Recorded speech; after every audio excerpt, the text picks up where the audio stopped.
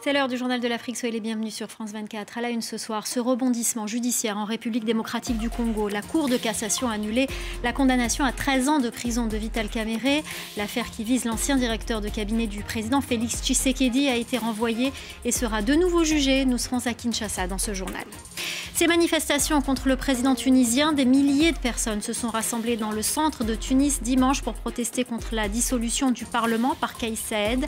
Les détails dans ce journal. À la fin de cette édition, nous irons en Libye à la découverte d'un métier très sollicité en ce mois de Ramadan. Les restaurateurs de Coran, leurs ateliers sont pris d'assaut par des clients qui souhaitent restaurer un Coran hérité d'un grand-père. On commence donc par ce nouveau rebondissement dans l'affaire Vital Kamerhe en République démocratique du Congo. La Cour de cassation a annulé ce lundi l'arrêt de la Cour d'appel qui avait condamné en juin dernier l'ancien directeur de cabinet du président Félix Tshisekedi à 13 ans de prison. L'affaire sera de nouveau jugée. La correspondance à Kinshasa de Clément Bonneau. Pour motiver sa décision, la Cour de cassation a évoqué une violation du droit de la défense. Elle estime que la Cour d'appel aurait dû citer le prévenu, c'est-à-dire le convoquer formellement, alors qu'il n'a reçu en réalité qu'une simple notification de la date d'audience. L'affaire a donc été renvoyée devant la Cour d'appel, qui sera composée de nouveaux juges pour rejuger l'affaire sur le fond. Dans un communiqué, les soutiens de Vital Kamerhe saluent ce lundi une victoire de la justice et espèrent désormais un acquittement. Pour rappel, l'ancien directeur de cabinet du président Félix Tshisekedi est poursuivi pour le détournement de fonds publics dans le cadre du programme présidentiel dit des 100 jours. Il s'agit de fonds destinés notamment à la construction de logements pour les militaires et les policiers. Vital Kamerhe avait été condamné en première instance à 20 ans de prison, une peine qui avait ensuite été réduite en appel à 13 ans de réclusion en juin dernier. Et en décembre, Vital Kamerhe avait bénéficié d'une remise en liberté provisoire pour raison de santé. Il se trouve d'ailleurs toujours en France où il reçoit des soins médicaux. L'ancien ministre nigérien de l'Intérieur, Ousmane Cissé, a été écroué vendredi après avoir été accusé d'être impliqué dans 2 tentatives de coup d'État présumées en 2021 et 2022. Les détails avec Carole Gérard.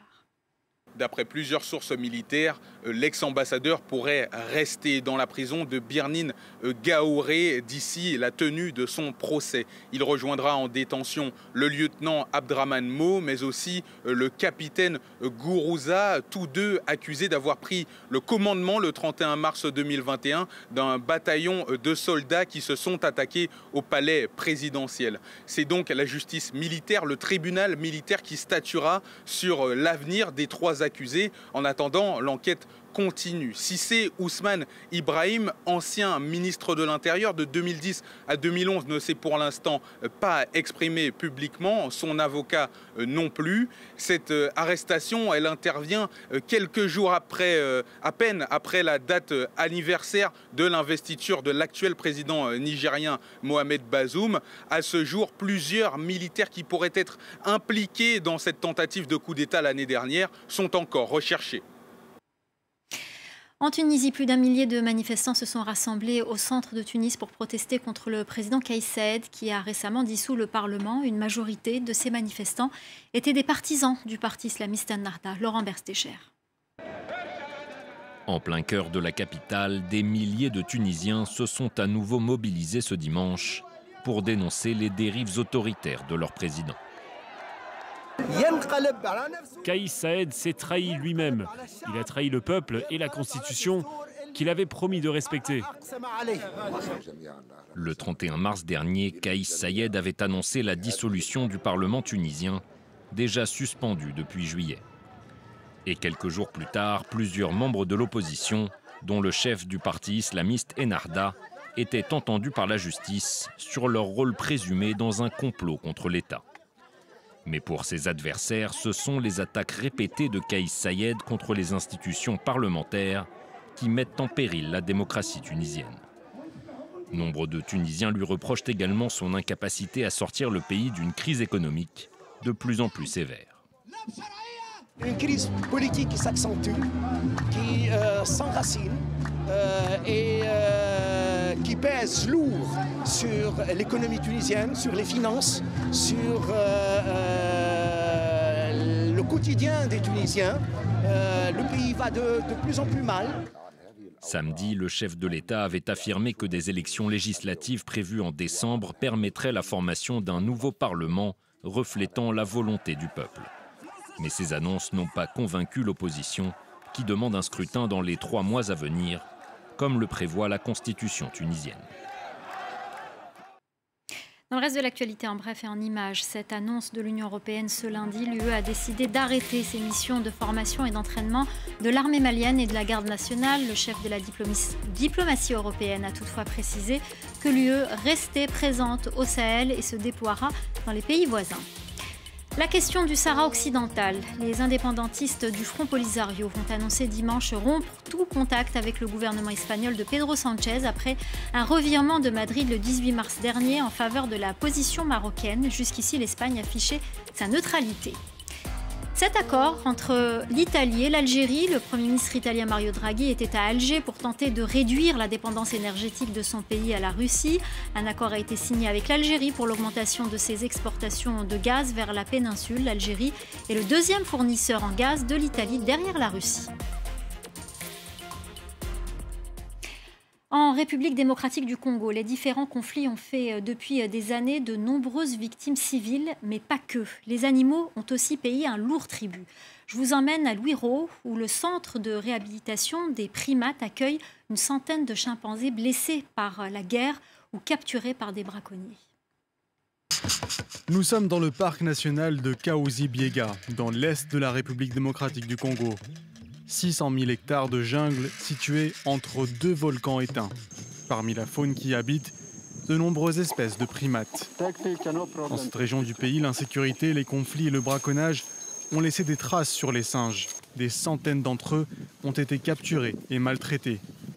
Les rescapés se retrouvent désormais ici, dans le centre de réhabilitation des primates de Luiro.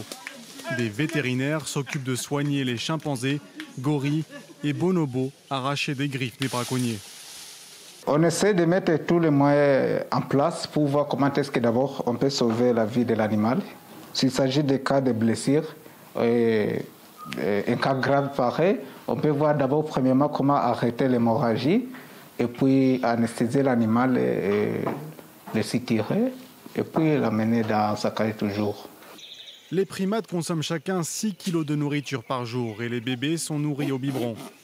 Pour certains, le séjour ici est bénéfique, mais pour d'autres, les plaies et blessures sont trop importantes pour permettre une guérison complète. Les vétérinaires du centre font également état d'un manque de moyens.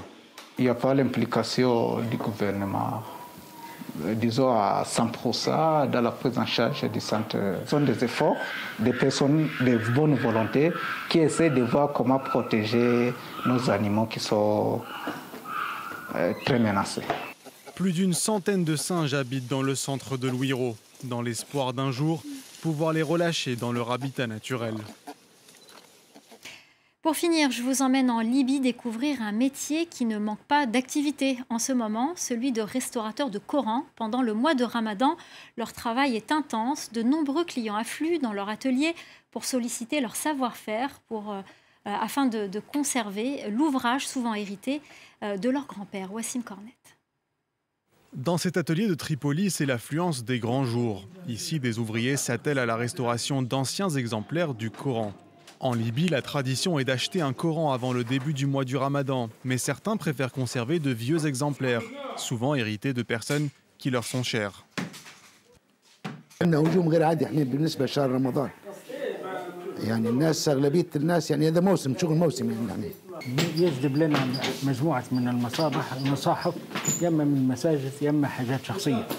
Le processus est minutieux. Les ouvrages les plus endommagés nécessitent plusieurs heures d'un travail d'orfèvre.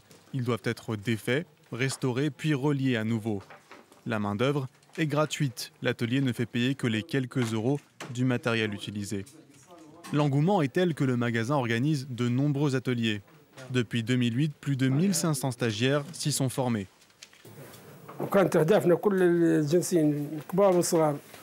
En plus d'être un acte de générosité, c'est pour lui également un travail de mémoire. En 14 ans, près d'un demi-million d'exemplaires du Coran ont été restaurés ici.